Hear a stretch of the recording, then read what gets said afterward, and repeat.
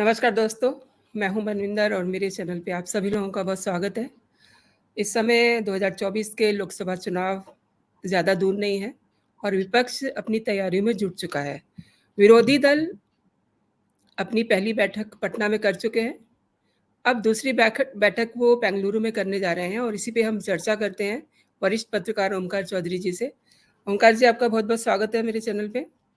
बहुत धन्यवाद मनविंदर जी याद करने के लिए और आपके सभी दर्शकों को भी मेरा नमस्कार। सर, 18 तारीख को यानी कि 2 दिन बाद ही बेंगलुरु में फिर से विपक्ष की बैठक होने जा रही है। क्या उम्मीदें रखते हैं आप इस बैठक से? देखिए 2-3 चीज़ें एक साथ हो रही हैं। जी, एक तो चूँकि आज हम 16 जुलाई को बात कर रहे हैं, जी, तो जी, 17 जुलाई को सोनिया गांधी एक डिनर होस्ट कर रही हैं बेंगलुरु में, जी, विपक्षी दलों के नेताओं के लिए। और उससे अगले दिन ये अ, मोदी विरोधी कह लीजिए जी। भारतीय जनता पार्टी की जो केंद्र में सरकार चल रही है, हुँ, हुँ, इसके खिलाफ कह लीजिए जो एकजुट हो रहा है, विपक्षीय होने की कोशिश कर रहा है, हुँ, उसके हुँ, लिए बैठक होने जा रही हुँ, है। हुँ, और इस बैठक का एजेंडा भी वही है, जो हुँ, हुँ। जो पटना की बैठक का था। जी। पटना की बैठक में 15 दलों को बुलाया गया था। हुँ, हुँ, उसमें कुछ ऐसे चेहरे भी आए थे, हुँ, हुँ, जिनकी उम्मीद नहीं थी कि वो बैठक में शामिल हो जाएँगे, हुँ। क्योंकि ये कांग्रेस के विरोधी चेहरे हैं। ममता बनर्जी, अ, अरविंद केजरीवाल, जी। 1-2 और ऐसे नेता थे। कुछ ने तो अपनी दूरी ही बनाए रखी। हुँ, नवीन हुँ, पटनायक ना भारतीय जनता पार्टी की बैठकों में कभी शामिल होते हैं एनडीए की और ना ही कांग्रेस की। मतलब ऐसे बहुत सारे नेता हैं, क्षेत्रीय दल हैं, जो भारतीय जनता पार्टी और कांग्रेस दोनों से समान दूरी बना कर के रखते हैं और सर्वाइव भी कर रहे हैं। जी। तो अरविंद केजरीवाल का कुछ शर्तों के साथ बैठक में शामिल होना, हुँ, ममता हुँ, बनर्जी शामिल हुई, इसके बावजूद कि वो राहुल गांधी को और कांग्रेस को पसंद नहीं करती हैं और ये हुँ, हुँ, दोनों ऐसे नेता हैं जो कांग्रेस की कीमत पर ही आगे बढ़े हैं, हुँ, हुँ, जिन्होंने अपना एक मुकाम बनाया है। तो बेंगलुरु की बैठक में कुछ और दलों को भी बुलाया गया है, जितने दल पटना की बैठक में थे, उससे करीब 7-8 दक्षिण भारतीय कुछ दलों को जो छोटे-छोटे हैं, उनको भी बुलाया गया है। अब इसमें एक बात ये देखने की है हुँ, कि हुँ, आम तौर पर सोनिया गांधी इधर बहुत सक्रिय नहीं है, हेल्थ हुँ, हुँ, कंडीशन के चलते। हुँ, पटना हुँ, की बैठक में भी वो नहीं गई थी, वहाँ राहुल गांधी और मल्लिकार्जुन खड़गे गए थे। हुँ, तो हुँ। सवाल ये है कि बेंगलुरु में वो विपक्ष के लिए डिनर होस्ट क्यों कर रही हैं?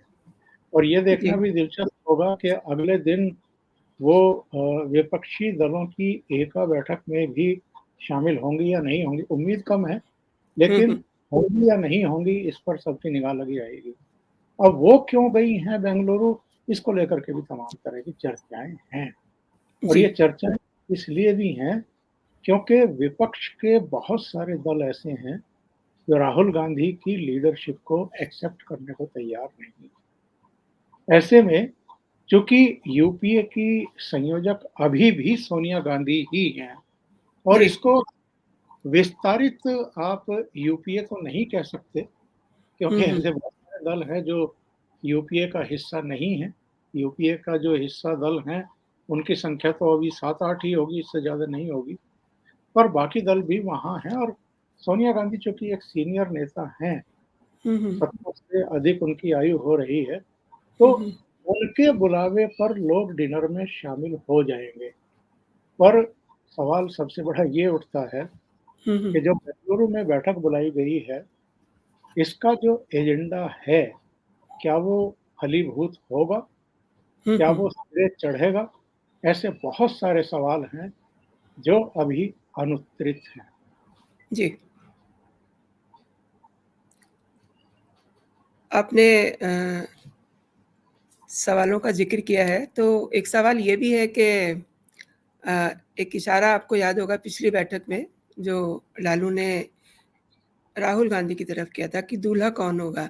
तो ये दूल्हा वाला जो सवाल है, इसमें कई सारी और चीज़ें मिली हुई हैं। क्या कहते हैं आप? देखिए, लालू यादव ने हालाँकि वो मज़ाक-मज़ाक में कहा था कि हुँ, हुँ। आप अब दूल्हा बन जाइए, अपना घर बसा लीजिए।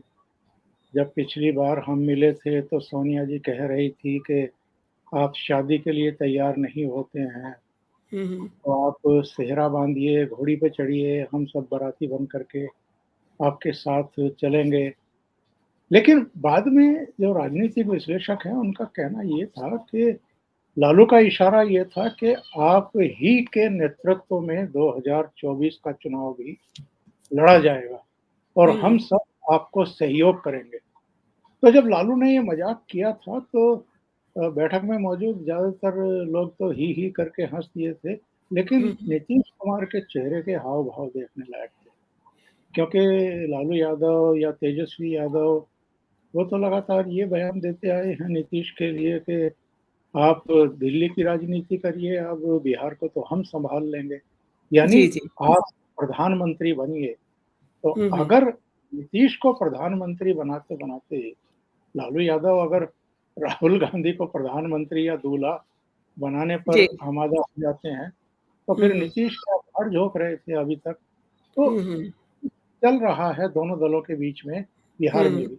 लेकिन हम आज उस पर नहीं जाते।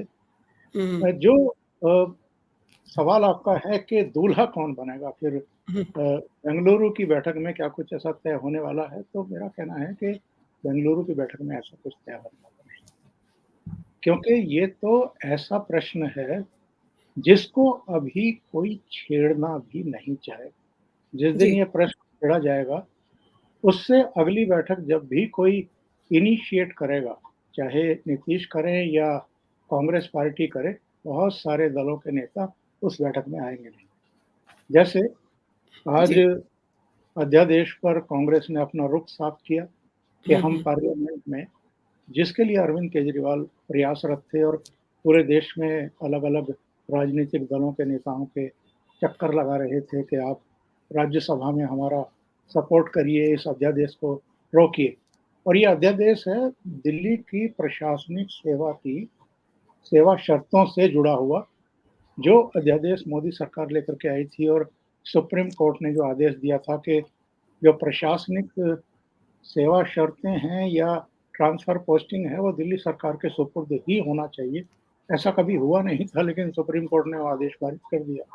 केंद्र सरकार को अध्यादेश लाना पड़ा और अब चूँकि 20 तारीख से मानसून सत्र शुरू हो रहा है, जी। तो उसमें वो एक विधेयक ला कर के उसको बाकायदा कानून बनाने वाली है। तो अरविंद जी, जी। केजरीवाल की कोशिश थी कि जितने विपक्षी दल हैं, सब उस पर एकजुट हो जाएँ। अब कांग्रेस ने अभी तक अपना रुख साफ नहीं किया था क्योंकि इनकी पंजाब और दिल्ली की इकाई ने हुँ, उसका हुँ। विरोध किया कि हमें आम आदमी पार्टी के साथ खड़े हुए नहीं दिखना चाहिए। लेकिन आज कांग्रेस ने संकेत दिए कि हम उसका समर्थन नहीं करेंगे, विरोध ही करेंगे और केजरीवाल के साथ खड़े हुए दिखाई देंगे। अब ज़ाहिर है अरविंद केजरीवाल भी बेंगलुरु की बैठक में जाएँगे, जो हुँ, हुँ। अभी तो असमंजस की स्थिति थी कि जाएँगे कि हुँ, नहीं हुँ। जाएँगे। ममता बनर्जी भी जाएँगी। अभी तक तो कोई ऐसी अ, ना-नुकर वाली स्थिति है नहीं, कोई बहाना उनके पास है नहीं कि वो नहीं जाएँ। जो बाकी के चेहरे हैं, जो और विस्तारित दल बुलाए हैं, वो भी जाएँगे। तो यहाँ पर दूल्हे के सवाल पर नेतृत्व कौन करेगा विपक्षी दलों का, ये अभी तय नहीं होगा। मोटे तौर पर जो चीज़ें पता चली हैं कि इस बैठक में क्या होने वाला है, पटना में भी मोटा-मोटी इस मुद्दे पर चर्चा हुई थी। 1977 में एक बार विपक्ष ने ये प्रयोग किया था और जो कम से कम उत्तर भारत में तो सफल हो गया था। हुँ, हुँ। दक्षिण भारत में फिर भी कांग्रेस को 165 सीटें मिल गई थी, इमरजेंसी के बाद जो इलेक्शन हुआ था 77 में।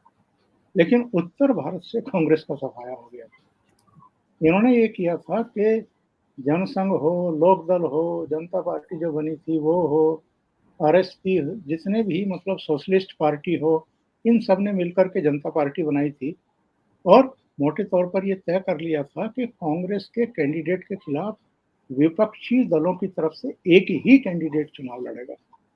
यानी ये ना हो कि भारतीय जनता पार्टी के खिलाफ कई-कई दलों के प्रत्याशी खड़े कर दिए जाएँ और हुँ, उसका तो फिर सीधा फ़ायदा भारतीय जनता पार्टी को मिल ही जाता है। हुँ, हुँ। अब बेंगलुरु में ये चर्चा होने वाली है कि इसका फ़ॉर्मूला कैसे तय किया जाए? अखिलेश जी। यादव का बयान आया था कि साहब जिस राज्य में जो दल प्रभावी भूमिका में है, यानी जिसका जनाधार है, जो मेन दल है, उसके नेतृत्व में अन्य दल जो हैं, वो चुनाव लड़े। क्या ऐसा कोई फ़ॉर्मूला बनेगा? आखिर वो फ़ॉर्मूला है क्या? क्योंकि जयराम रमेश का एक बयान आया था बीच में जब ममता बनर्जी ने और कुछ दूसरे नेताओं ने ये कहा था हुँ, हुँ। कि भारतीय जनता पार्टी को रोकने के लिए हुँ, हुँ। कांग्रेस जो है वो 200 से 250 सीटों पर लड़े पूरे देश में। यानी हुँ, हुँ। 537 लोकसभा सीटों में से 250 तक अपने आप को सीमित करे और जो बाकी की सीटें बचती हैं, वहाँ जो क्षेत्रीय दल हैं भाजपा विरोधी, वो अपने कैंडिडेट खड़े करें। उस पर जयराम रमेश का बड़ा तीखा बयान आया हुँ, हुँ। और उन्होंने कहा था कि कांग्रेस जो है वो विपक्षी एकता के लिए कुर्बानी करने को तैयार नहीं है, मतलब अपना ही गला घोटने को तैयार नहीं है। हुँ, और हुँ। कांग्रेस लीडरशिप समय-समय पर ये कहती रही है कि हम 350 से कम सीटों पर नहीं लड़ेंगे। उसका मानना ये है कि हम इसी तरीके से अपनी ताकत बढ़ा सकते हैं। हालाँकि हुँ, पूरा हुँ। देश अब तो दुनिया भी जान गई है, 2014 में क्या हुआ था, केवल 44 सीटों पर सिमट गए आप। हुँ, हुँ। 2019 में केवल 52 सीटों पर सिमट गए। तो और राहुल गांधी तक हार गए अमेठी में। तो राहुल गांधी जब हार चुके, वायनाड से जीत करके किसी तरह आए और वो सीट भी चली गई क्योंकि 2 साल की सज़ा हो गई। हुँ, खैर हुँ। वो एक मुद्दा है, लेकिन कांग्रेस किसी भी कीमत पर यानी अपने को खत्म करके विपक्षी दलों को आगे बढ़ाने के लिए कोई महान त्याग करने को तैयार नहीं है। और इस बेंगलुरु के जमावड़े से ये भी पता लगेगा कि कांग्रेस थोड़ा बहुत पीछे हटने को तैयार है या नहीं, स्पेस देने को तैयार है या नहीं हुँ, हुँ। जो बाकी के क्षेत्रीय दल हैं, या वो अपनी जिद पर अड़ी रहती है। अगर वो अड़ी रहती है, तब तो ममता बनर्जी कहेगी कि अगर हुँ, आपको हुँ। पश्चिम बंगाल में भी आके चुनाव लड़ना है, अगर अपने कैंडिडेट खड़े करने हैं, तो फिर ऐसी विपक्षी एकता से हम तो दूर ही जा रहे हैं। ऐसे ही जी, जी। अलग-अलग नेता हैं, जो स्पेस छोड़ने को तैयार नहीं होंगे कांग्रेस के लिए। जी। इसलिए पटना की तरह बेंगलुरु की इस बैठक से भी कोई बहुत ज़्यादा उम्मीद तो नहीं। ममता तो पहले इशारा कर भी चुकी हैं अपना इसको लेकर के। जी, जी। जिन राज्यों में जिस विपक्षी दल का प्रभाव होगा, क्या वो दूसरे भाजपा विरोधी दलों के लिए किस तरीके से वो सीटों को मैनेज करेंगे? सीटें छोड़ने को सहमत हो जाएँगे? देखिए, यही बात है, अभी मैं इसी बात की चर्चा कर रहा था कि अखिलेश यादव ने ये कहा कि अगर हुँ, हुँ। विपक्ष को एक साथ मिलकर के लड़ना है, हुँ। तो जिस राज्य में भाजपा विरोधी प्रमुख दल है, हुँ, हुँ। जिसका जनाधार है, हुँ, हुँ। उसके नेतृत्व में या उसकी सलाह पर ही अन्य दल चुनाव लड़े और अपने प्रत्याशी तय करें। यानी जितने वो प्रत्याशी अ, अन्य दलों के स्पेस देना चाहे उनको, उतने वो तैयार हो। इशारा उनका कांग्रेस की तरफ ही था, हुँ, क्योंकि हुँ। कांग्रेस लगातार इन क्षेत्रीय दलों को ये मैसेज देने की कोशिश करती रही है कि भई अखिल भारतीय दल तो हम ही हैं। आप लोग तो किसी एक राज्य तक सीमित हैं। चाहे समाजवादी पार्टी हो, चाहे ममता बनर्जी की पार्टी हो, चाहे शरद पवार की पार्टी हो, अरविंद केजरीवाल चलिए 2 राज्यों तक सीमित हैं। इसी तरीके से जो बाकी के क्षेत्रीय दल हैं, चाहे हेमंत सोरेन हो, लालू की पार्टी हो, वो तो सब एक राज्यों की पार्टी हैं। हुँ, हुँ। तो हमारे नेतृत्व में चुनाव लड़ा जाए, जैसे 2014 और 2019 में लड़ा गया था। अखिलेश यादव हों, ममता बनर्जी हों, हेमंत सोरेन हों, केसीआर हों, ये सारे चेहरे शरद पवार हो, वो अपनी शर्तों पर ही लोकसभा में कांग्रेस के साथ मिलकर के लड़ने को तैयार होंगे।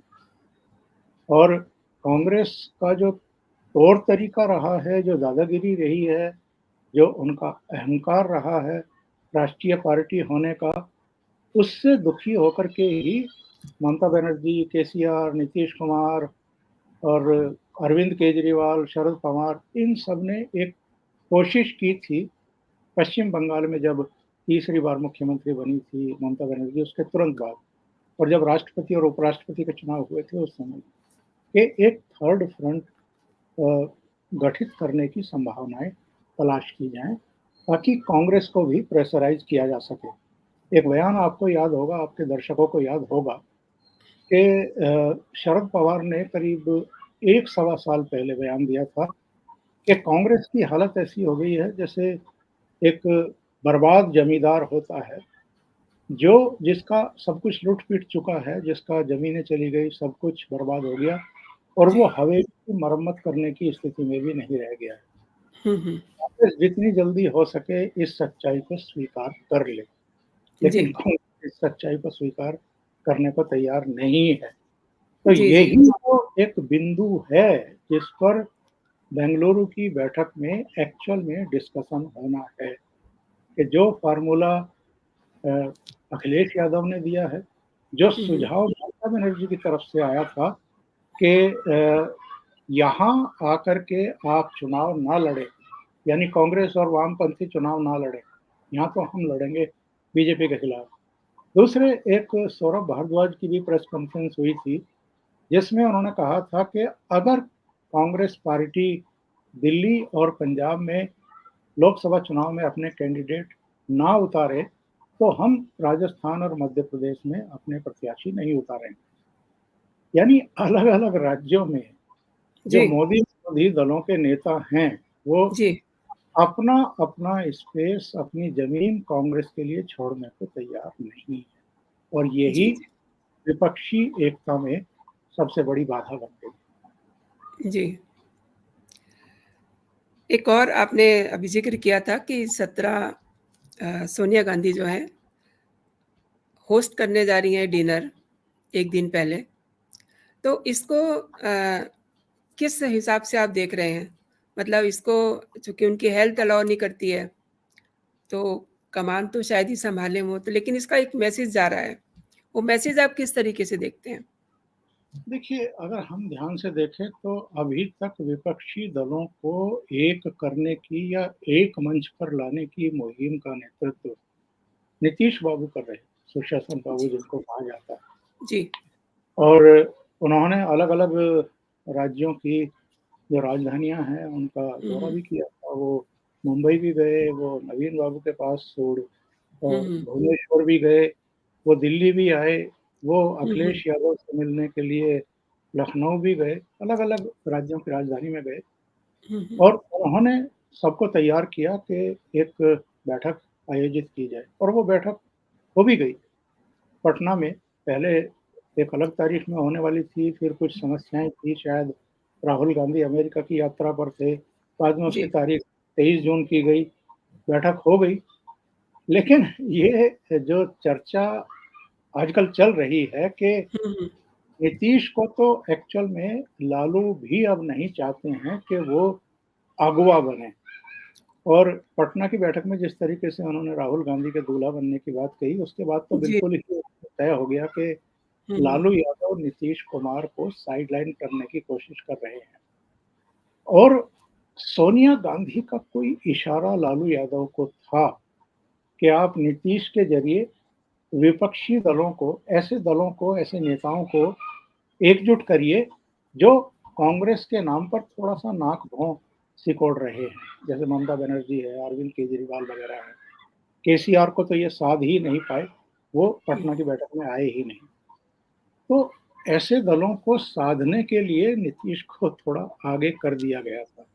हुँ, हुँ। लेकिन अब जिस तरीके से, क्योंकि पार्लियामेंट का सेशन भी शुरू हो रहा है, नई हुँ, हुँ। पार्लियामेंट में पहला मानसून सत्र होने वाला है 20 जुलाई से, तो एक तो फ्लोर पर क्या स्ट्रैटेजी बनेगी कांग्रेस की तरफ से, हुँ, हुँ। क्योंकि मैं देख रहा था इनका अ एक बयान जयराम रमेश का। उन्होंने जी, कहा जी। है कि हम पार्लियामेंट में मणिपुर पर चर्चा करेंगे, रेल की सुरक्षा पर करेंगे, इसके हुँ, हुँ। अलावा संघीय ढांचे पर जो आक्रमण हो रहा है, उस पर चर्चा करेंगे। हुँ, हुँ। जीएसटी को जो पीएमएलए के तहत लाने की तैयारी सरकार कर रही है, उस पर हम चर्चा करेंगे। हम हुँ, हुँ। महँगाई पे चर्चा करेंगे। यूपीए सरकार की योजनाओं को जो कमज़ोर करने की कोशिश हो रही है, उस पर करेंगे। हुँ, महिला हुँ। पहलवान से जो उत्पीड़न है, उस पर हम चर्चा करेंगे। अडानी मामले पर हम जेपीसी की माँग पर अड़े रहेंगे। अलग-अलग राज्यों के जो मुद्दे हैं, उन पर चर्चा करेंगे। हुँ, तो हुँ। ये डिनर ऐसे समय सोनिया गांधी होस्ट कर रही हैं, जब पार्लियामेंट का सेशन भी 1 दिन जी, बाद यानी 18 को ये जी। बैठक होगी, 1 हुँ, दिन हुँ। बाद तारीख से फिर ये शुरू होगा। हुँ, हुँ। सोनिया गांधी के द्वारा डिनर होस्ट करना, हुँ। बेंगलुरु में विपक्षी एकता की अगली बैठक करना, जहां उनकी अपनी सरकार है, हुँ, हुँ। ये शो करता है कि कांग्रेस अब इस विपक्षी एकता की मुहिम को टेक ओवर करना चाहती है हुँ, हुँ। और नीतीश बाबू को धीरे से किनारे करना चाहती है। ये संकेत साफ हैं, कांग्रेस एक्चुअल में डेस्परेट है राहुल गांधी को ही आगे बढ़ाने के लिए, और हुँ, कांग्रेस हुँ। भी नहीं, सोनिया गांधी। और 2024 में भी येन केन प्रकार हैं, चाहे हुँ, हुँ। जो उनको करना पड़े, वो राहुल गांधी को ही नेतृत्व विपक्ष की तरफ से करते हुए देखना चाहती हैं। अब विपक्ष में ऐसे कई नेता हैं जो बिल्कुल राहुल गांधी को पसंद नहीं करते, उनके तौर तरीकों को पसंद नहीं करते। हुँ, हुँ। जिस तरीके से उनकी राजनीति चलती है, उसको भी पसंद नहीं करते। पिछले दिनों हमने देखा है कि जिन अडानी को लेकर के ये तमाम तरह की बयानबाज़ी करते हैं, हुँ, वो हुँ। अडानी ममता बनर्जी के साथ भी दिखाई दिए हैं। वही अडानी कल बांग्लादेश की प्रधानमंत्री के साथ थे, वही अडानी अशोक गहलोत के साथ थे और वहाँ उन्होंने 60,000 करोड़ से अधिक की योजनाएँ, जी। परियोजनाएँ लाने का ऐलान किया था। हुँ, तो हुँ। बहुत सारे नेता हैं जो राहुल गांधी के तौर तरीकों को पसंद नहीं करते और उनको अभी भी अपरिपक्व नेता मानते हैं कि वो इस लायक नहीं है, जो 2024 में भी प्रधानमंत्री नरेंद्र मोदी के सामने खड़े होकर के उनको चुनौती दे सकें। इसलिए भी मैं कह रहा हूँ कि जो बेंगलुरु की बैठक है, उससे कोई बहुत ज़्यादा उम्मीद कम से कम मेरे जैसे विश्लेषक को नहीं है, जो राजनीति को थोड़ा बहुत समझता है। हुँ, हुँ। आपने नीतीश कुमार को टच किया राहुल के बहाने, तो शरद पवार को भी थोड़ा-सा टच करके देखिए कि उनका क्या इम्प्रेशन रहेगा? क्योंकि वहाँ भी बड़ी टूट-फूट हुई है पिछले दिनों। नहीं, शरद पवार भी उसी अधोगति को प्राप्त हो गए हैं, जिस हुँ, अधोगति को उद्धव ठाकरे प्राप्त हुए। जी। उद्धव ठाकरे या इनके पिताजी बाला साहब ठाकरे की भी हुँ, हुँ। महाराष्ट्र में कोई ऐसी व्यापक पकड़ मतदाताओं पर नहीं थी हुँ, हुँ। कि उससे किसी दूसरे दल को चिंतित होना पड़े। हुँ, हुँ। उनके समय में भी शिवसेना पूरे महाराष्ट्र की पार्टी कभी नहीं रही। कुछ-कुछ पॉकेट्स हैं, जहाँ शिवसेना का प्रभाव रहा है और अब तो शिवसेना भी 2 धड़ों में टूट गई है। जो मूल शिवसेना है, बाला साहब ठाकरे के ने जिसकी स्थापना 60-70 के दशक में की थी शिवाजी पार्क से, वो शिवसेना अब एकनाथ शिंदे के पास चली गई। तो आप अगर उनके 55-56 एमएलए में से 40 एमएलए टूट के चले जाएँ, 18 एमपी में से 13 एमपी टूट करके चले जाएँ, मोस्टली पदाधिकारी चले जाएँ, तो आपके पल्ले में बचता क्या है?